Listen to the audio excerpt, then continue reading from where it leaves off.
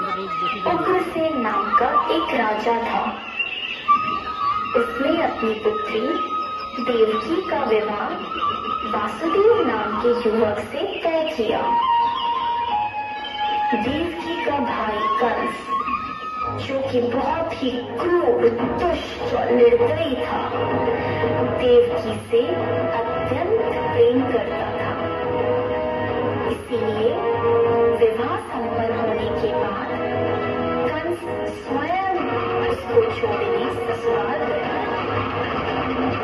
जब वह रथ में जा रहे थे तब बीच रास्ते में उनको आकाशवाणी सुनाई दी।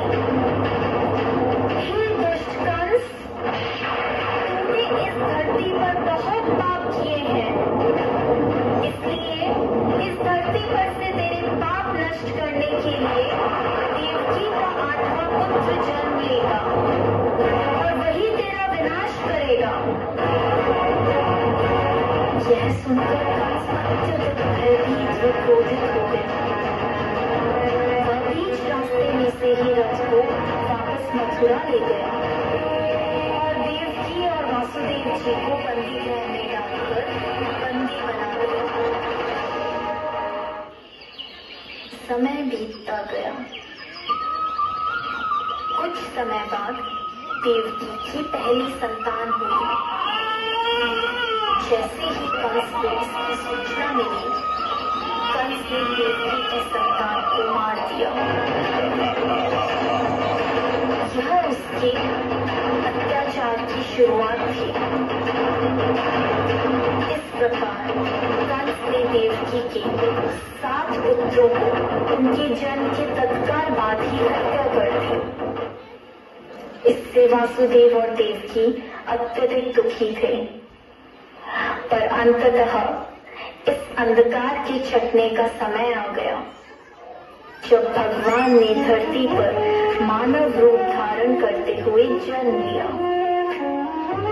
उस दिन अंधेरा तेज वर्षा हो गई।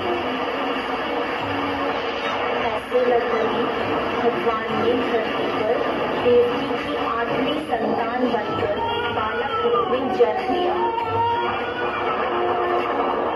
जन्म लेते ही वहां एक दिव्य प्रकाश प्रकट हुआ और उस प्रकाश में से श्री विष्णु भगवान ने अपने पूर्ण अवतार में दर्शन दिए और वासुदेव से कहा, हे वासुदेव, मैंने इस धरती पर कंस जैसे दुष्ट और अत्याचारी मानव का विनाश करने के लिए कृष्ण अवतार में जन्म लिया है। अतः मैं आपसे विनती करता हूँ कि आपके दोस्त नंद के घर ले चले, जहाँ उनकी पत्नी यशोदा ने बालिका को जन्म लिया है। उस बालिका को यहाँ ले आकर मुझे यशोदा के बगल में सुला दें। ऐसा बोलकर भगवान अंतर्ध्यान हो गए। भगवान ने एक शिशु का रूप धारण किया और एक चमत्कार हुआ।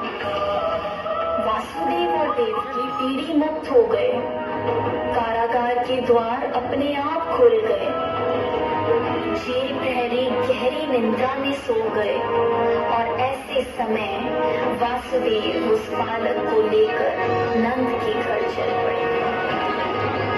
तेज वर्षा के कारण यमुना नदी का बहाव बहुत तेज था, पर यमुना नदी ने वासुदेव और उनके पुत्र के लिए रास्ता बना दिया और शेषनाग में प्रकट होकर कृष्ण